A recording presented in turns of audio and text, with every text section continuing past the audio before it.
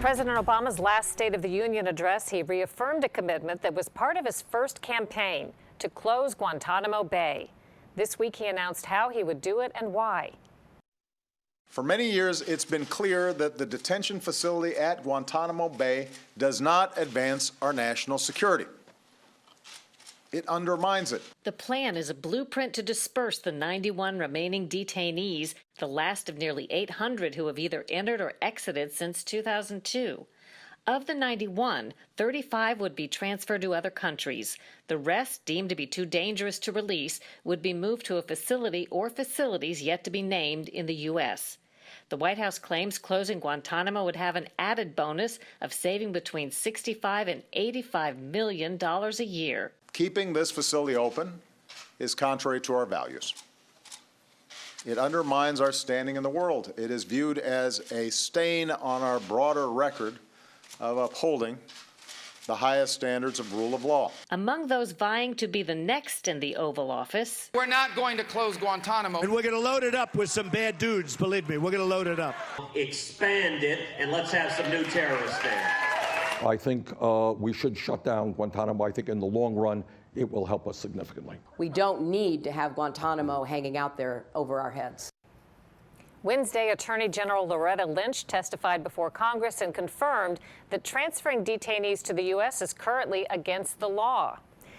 President Obama has not been successful in closing Gitmo during his 7 years in office. Recently, we spoke with Senator Lindsey Graham, who sits on both the Appropriations and Armed Services Committees, and explained why he says it's not likely to close now.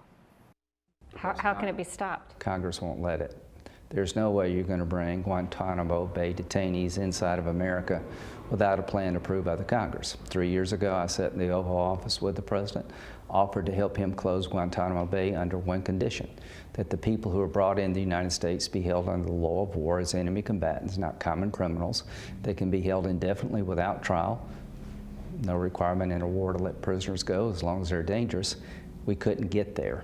So at the end of the day, the only reason Guantanamo Bay is not closed is because President Obama would not tell the left something they didn't want to hear. President Obama has shown, though, he doesn't really need your approval, does he? On this, he would. There will be no funds available to transport the prisoners from Guantanamo Bay into the United States. We can't make policy. We're not commanders-in-chiefs, but we do control the purse strings. I don't see any scenario where the Congress would agree to fund the transfer of the prisoners and set up a new jail. These are not common criminals. They're enemy combatants, the hardest of the hard. If you let them out, they'll go back to the fight, kill Americans and our allies. They need to stay in jail. Logistically, could he not empty out the prison before he even tells you he's done so? No, you have to have funds to move people. You have to move them. He's released prisoners before without telling you in advance. He's repatriated prisoners to third countries, not inside the United States. Can he do that with all of them? No, there's no way that he's going to be able. 49 are deemed by his own administration to be too dangerous to release. Do you think that Congress will take some sort of proactive action Yes. to tell him not to? I think there's going to be a bipartisan rejection of President Obama's call to move people inside the United States, given the conditions we face throughout the world. Wherever you put these prisoners, they become magnet for a terrorist attack. There's talk about moving them to Charleston. I can tell you this, there's not a snowball's chance in hell that any of these detainees are coming to the brig in Charleston, period. That brig in Charleston is in Senator Graham's home state, of course. Two other potential locations for Guantanamo prisoners are in Kansas and Colorado. Coming up on Full Measure, something is seriously funny. We'll see some of the editorial cartoons inspired by this election, and we'll talk to one humorist who can't stop smiling.